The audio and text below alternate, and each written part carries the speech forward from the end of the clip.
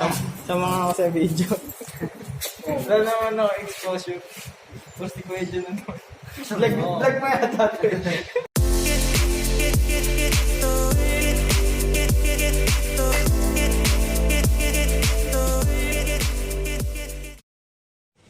Please like and subscribe mga sir.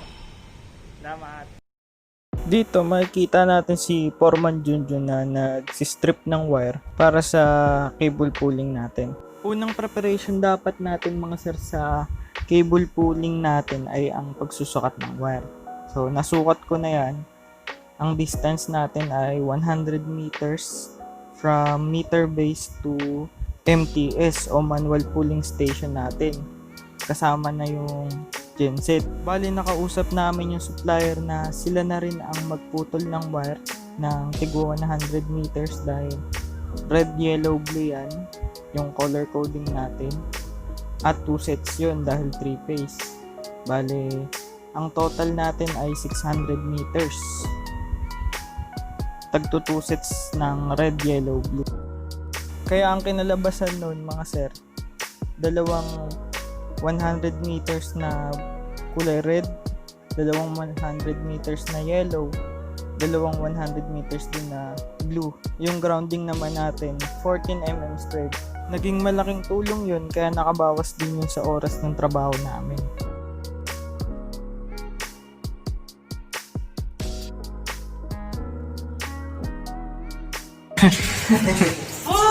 Ayun na natin. Yung dilaw kanina, yung nabitin. Ayaw palit kanina. Okay. Yan ba yung dilaw kanina? Oo, papalitan na natin. Ano natin, mali ako eh. Sorry ah. Okay lang. Okay lang. Nagpalit kami ng wire ni Foreman Junjun dito ng 30 mm squared na kulay pula kasi ayoko na mag-splice. Itutuloy-tuloy ko na sana yung wire para wala nang putol, para mas maganda yung integrity ng wire. Ang napag-usapan namin, palitan yung yellow na unang kinable pull. Bale 1 by 1 lang yung hatak niya. Kaya medyo kailangan matibay rin yung pag-splice niya.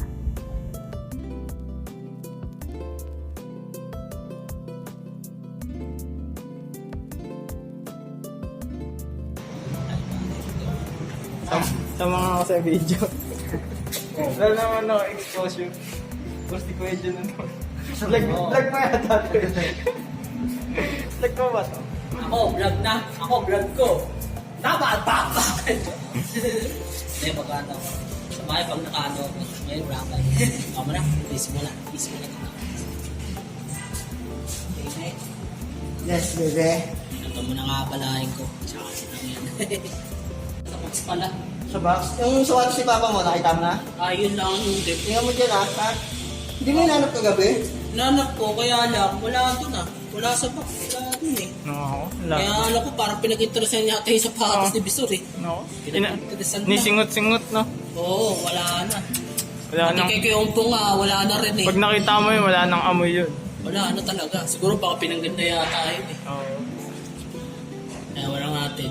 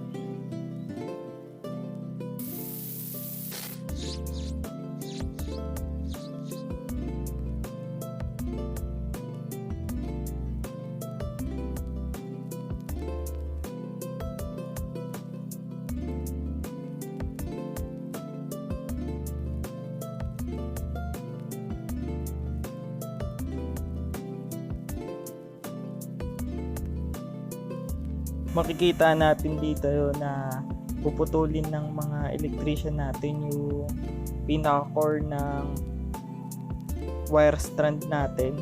Bale, 50 mm squared yan. Gagamitin yun para maganda yung pagkakasalansan ng wire para sa cable pulling. Staggered yung splicing nila doon para hindi tumaba.